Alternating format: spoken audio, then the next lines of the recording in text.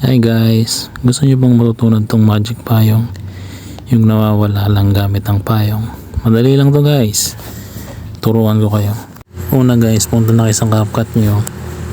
Click nyo ng new project. Tapos hanapin nyo yung video na nirecord nyo. Yan.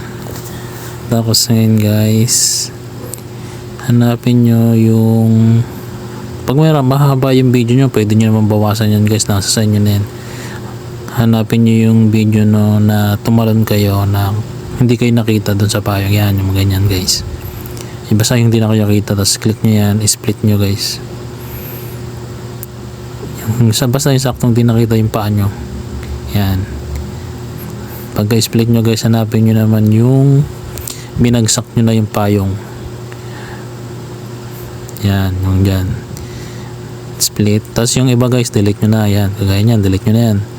Tapos dyan, kung may sobra din kayo dyan, i-delete nyo na rin. Pwede na yan, delete.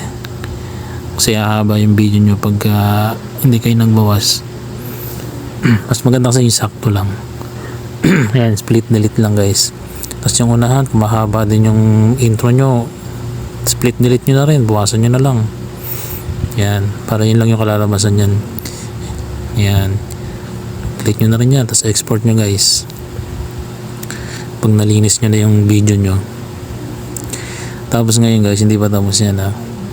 May ilalagay pa tayo dyan. Pagka export nyo guys, done nyo, tapos new project uli kayo, tapos hanapin nyo yung in-export nyo ngayon, yung nilinis nyo na yan. Excuse me po.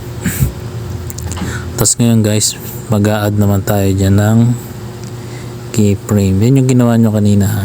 Ayan, yun yung in-edit nyo, nilinis nyo na. Ngayon, mag-add tayo ng keyframe. Tap nyo lang yan, tapos keyframe sa unahan. Tapos keyframe naman susunod guys dito sa may labas yung paa. Bali, 5 keyframe ang ilalagay natin guys. Yan, dyan, yung labas yung paa. Tapos yung hindi nakita, ayan. Isang keyframe uli. Tapos abante konti. Yan, keyframe uli. Tapos adjust nyo. Yan, keyframe uli. Ayan guys. Pagka nandiyan sa may bandang unahan guys, medyo i-zoom nyo ng konti guys. Konti lang naman. Yan. Yan. Basta ano nyo lang yung screen, masuzoom nyo na yan. Kaya nyo na yan guys, marunong na kayo mag-zoom. Tapos punta naman kayo dun sa may gitnang keyframe natin. Yung pangatlong keyframe yan. Yan, yung payong guys, i-zoom nyo yan. Yung kita yung, yan, yung kitang kita yan. Yan. Ganyan guys. Yan guys, tapos na yan. Pagkalagay nyo ng keyframe, ganyan ang kalalabas yun guys. Tingnan nyo ha.